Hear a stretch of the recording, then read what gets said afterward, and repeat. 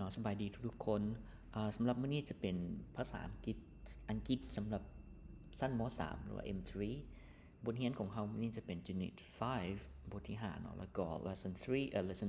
2 บทเรียนที่2ของพวกเราสำหรับบทเรียนนี้เพิ่นจะใส่หัวข้อว่า Would you like มีความหมายว่าเจ้าต้องการนี่บ่หรือว่าเจ้าอยากนี่บ่ Would you like อันนี้ไว้สั่งสำหรับบทนี้แม่นจุดประสงค์แม่นเพิ่นอยากไว้บอกว่าสั่งอาหารสมมุติ Would you like some coffee เนาะจะอยากกินกาแฟบ่เนาะตัวอย่างเป็นต้นมาเบิ่งจุดประสงค์ของบทนี้นะเพิ่นบอกว่า in this lesson students learn how to offer มีความหมายว่าเสนอนะ accept ก็คือยอมรับ and refuse ก็คือปฏิเสธเนาะตัวนี้ food and drinks อาหารและเครื่องดื่มOkay, let's go number 1สำหรับข้อที่1จะเป็นหมวดของคำศัพท์เนาะจะเป็นคำว่าจะมีหลายคำพอสมควรข้อที่1เบิ่งข้อที่1นี่คำศัพท์ที่1เป็นคำว่า orange juice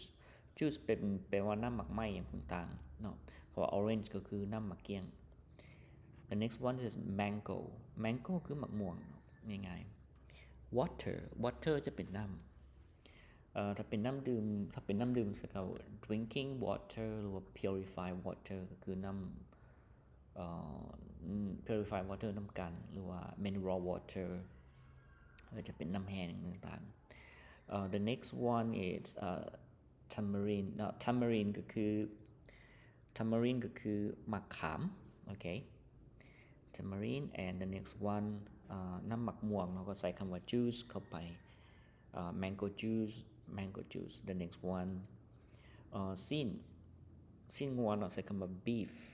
เนาะถ้าเป็นซีนหมูเนาะเป็น pork beef and pork เนาะซีนงัวแล้วก็ซีนหมูข้าวเหนียวเนาะง่ายๆเนาะ sticky rice sticky แปลว่าแปลว่าเหนียวเนาะเป็น adjective ของเขา rice แปลว่าข้าวเหนียว sticky rice แต่เวลาแปลมันจะเป็นถ้าว่าตามตัวมันเหนียวข้าวเนาะเวลาแปลก็จะเป็นข้าวเหนียว The next one is rambutan ก็คือมะเงาะนะมะเงาะ The next one lemon ก็คือมะนาวมะนาวจะเป็นหน่วยสีเหลืองๆนะครับว่า lemon ถ้าว่าเป็นมะนาวเขียวๆก็ว่า lim นะเป็น lim lemonade นะ lemonade คือน้ำมะนาวthe next one pineapple ก็คือมะนาว So the next one ยำสลัด okay salad okay salad and มะคุงนะ papaya ก็คือมะคุงเนาะ The next one watermelon ก็คือมะม่วง The next one isน้ำนม okay milk น้ำนมเนาะnoodle soup นี่เป็นใส่ว่าต้มมีเนี่ยต้มข้าวเปียกเส้นเฝอเนี่ยอาหารประเภทเส้นต่างๆเนาะก็ใช้คำว่า noodle soup noodle จะเป็นพวกเส้นต่างๆเนาะ soup แปลว่าแกงต่างๆ noodle soup ก็เป็นประเภทต้มมีต้มเส้นต่างๆเนาะรวมทั้งเฝอนำแต่บทที่ผ่านมาอาจารย์ชื่อได้ว่าบทประมาณม.1 หรือเนาะเพิ่นใช้ว่าเส้นข้าวปุ้นเนาะก็ได้คือกัน The next one is chicken แปลว่าไก่หรือว่าซีนไก่ได้ทั้งสอง fish แปลว่าปลาหรือว่าซีนปลาก็ได้ and the last one is coconut juice คือน้ำมะพร้าว okay the next one number 2 listen and repeat ก็คืออ่านแล้วก็เว้าตามครูสอนอาจารย์ข้ามตัวนี้เนาะวันนี้ข้อที่3จะเป็น read and list แปลว่า read แปลว่าอ่านเนาะ read list the words ก็คือจัดเรียงจดลำดับของคำศัพท์in exercise 1 into the column ก็คือเป็นฐานบอกเป็นฐานในแถวเนาะหรือว่าฐานอาจารย์บ่จื้อกันในคอลัมน์เนาะที่เป็นเรียงลงมามันจะมีเพิ่นจะแบ่งแยกออกมาเป็นหมวดหมู่เป็นcategory ก็คือเป็นหมวดหมู่คือ drinks คือเครื่องดื่มแล้วก็ and food ก็คือประเภทพวกอาหารต่างๆพวกเฮาก็จัดลงมาใส่ orange juice water coconut juice lemonade what else so we have milk for example I think you can do this one just categorize เนาะเป็นจัดหมวดหมู่ของอาหารเท่านั้นซื่อบัดนี้ข้อที่4จะเป็น match ก็คือกันจับคู่นะจับคู่นี่จะเป็นรูปแบบของการจะเป็นรูปภาพออกมาแล้วก็ให้เขียนคำศัพท์ภาษาอังกฤษเหล่านั้นเนาะใส่ในแต่ละรูปภาพนั้นก็บ่มีหยังยากเนาะจึงจะเป็นคล้ายๆว่า checking understanding ของนักเรียนเนาะเป็นกิจกรรมในหนังสือnumber 1 is orange juice ก็คือน้ำมะเกี้ยงนะ number 2 is noodle soup number 3 coconut juice หรือว่า all coconut okay number 3 is mango number 5 is I don't know this one maybe salad and number 6 is cake no C A K E นะแต่ว่าในบทเรียนเพิ่นจะบ่มีnumber 7 is watermelon number 8 is I think it's sticky rice maybe sticky rice container เนาะเป็นคือติบข้าวเนาะเป็นประมาณนี้ the last one number 9 is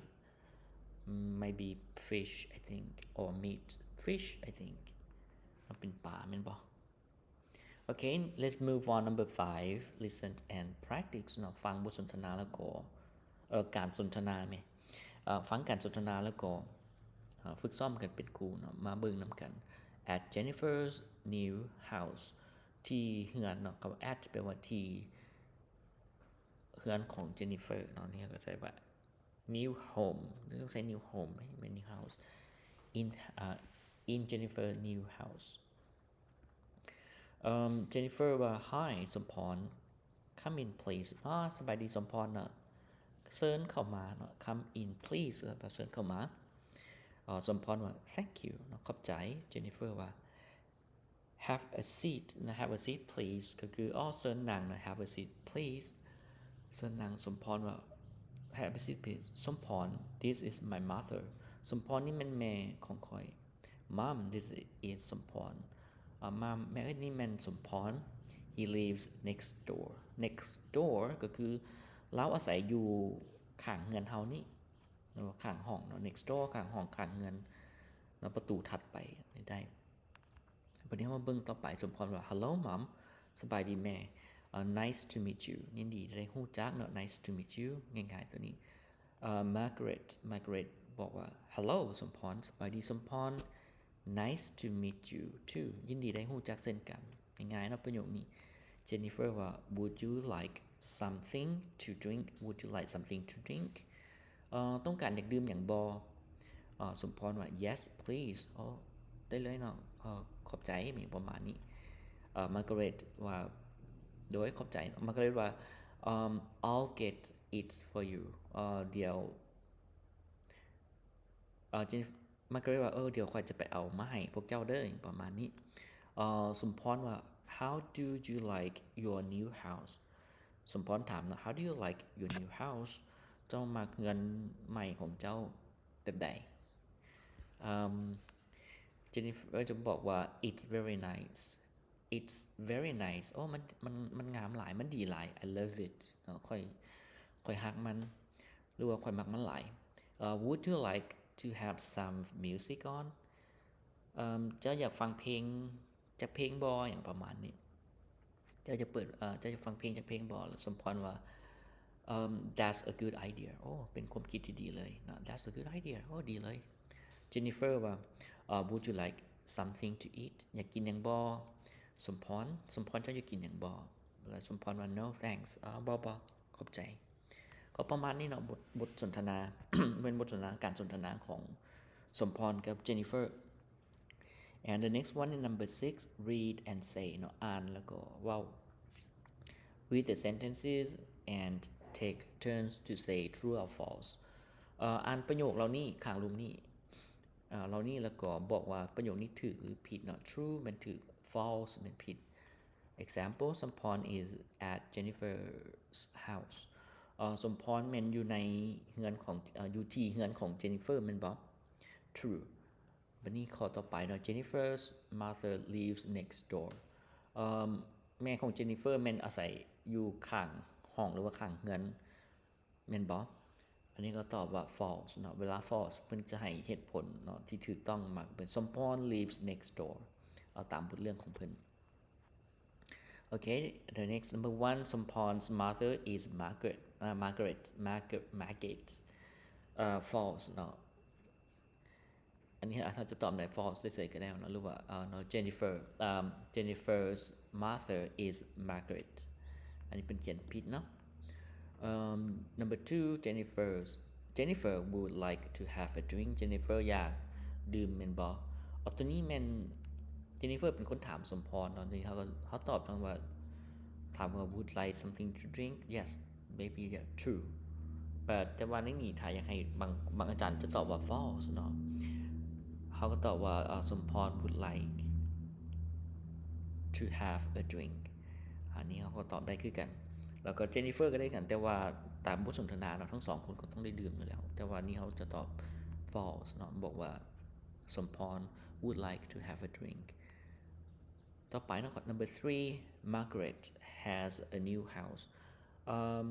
Margaret มันมีเรือนหลังใหม่มันบอกตัวนี้มันจะเขาจะตอบว่าได yes true okay and the next one number 4 Jennifer dislike her new house Jennifer บ่มักเรือนหลังใหม่ของเราแม่นบ่เขาก็ตอบว่า false Jennifer love his new house หรือว่า love her new house not his Jennifer เป็นผู้หญิงเนาะ and the last one number 5 Somporn likes music Somporn มักฟังเพลงบ่ yes not true เพราะว่าสมพรตอบว่าthat's a good idea อยู่ในนั้นก็เป็นความคิดที่ดีเลยอาจจะความคิดที่ดีอาจจะมักหรือบ่มักก็ได้เนาะก็บ่ฮู้เหมือนกันbut the next one number 7 look and say look at the pictures and take turns to ask and answer and as examples ให้เบิ่งรูปภาพเนาะแล้วก็เปลี่ยนกันตอบเนาะแล้วก็เปลี่ยนกันตอบกันถามเนาะเกี่ยวกับwould you like เนี่ยประมาณนี้ดังตัวอย่างคำข้างลุมนี้เนาะตัวอย่างว่า would you like a glass of orange juice would you like a glass of orange juice ก็คือจะอยากได้น้ำมะเขือจากแก้วบ่ yes please แล้วบัดนี้ขอตัวอย่างขอปฏิเสธเนาะ would you like some fish อยากกินปลาบ่อยากได้ปลาบ่no thanks จะมี2แบบก็ไปฝึกกันนะ would you like some coffee ขอ A นะ yes please ก็ได้เนาะ would you like some orange juice or would you like a glass of orange juice a cup of orange juice would you like orange juice yes please would you like I don't know this one number 3 is อาจารย์พูดว่ามันอย่าง number 3 rambutan แม่นบ่ I guess rambutan would you like some rambutans อยากกินมะเงาะบ่ no thanks อันนี้เป็นคำตอบของอาจารย์นะ number 4 would you like some chicken อยากกินไก่บ่ no thanks would you like tamarind อยากกินมะขาม tamarind อยากกินมะขามบ่ no thanks would you like sticky rice yes please would you like watermelon yes please would you like some fish อยากได้ปลาบ่ yes please the next one number 8 game and spelling contest คือการสอบสิ่งเนาะการประกวดอย่างต่างๆประกวดแข่งกันเนาะ spelling ต่างๆประมาณนักเรียนออกมาอยู่ที่กระดาษเนาะ your teacher will tell you how to play this game ครูจะบอกแนะนำให้นักเรียนว่าเล่นเกมนี้เท่าใดก็คือนักเรียน2คนหรือ3คนออกมาที่กระดาษแล้วก็ตัวอย่างว่า watermelon ก็แข่งกันเขียนว่า watermelon เขียนเท่าใดอยู่ในหน้ากระดาษก็ถ้าเป็นน้องๆม.3 เนาะน่าจะม่วนบ่อาจารย์บ่แน่ใจเพราะเป็นวัยรุ่นขึ้นใหม่ and the next one number 9 is song ห้องเพลงเป็น listen and sing the song with the teacher ห้องเพลงแล้วก็กับครูอาจารย์เนาะ the rice song ก็คือเพลงของเขาเนาะก็จะมีความหมายแนวใดเดี๋ยวอาจารย์ไปให้ I like rice give me some rice ข่อยมักข้าวเนาะเอาข้าวให้ข่อยแหน่ I don't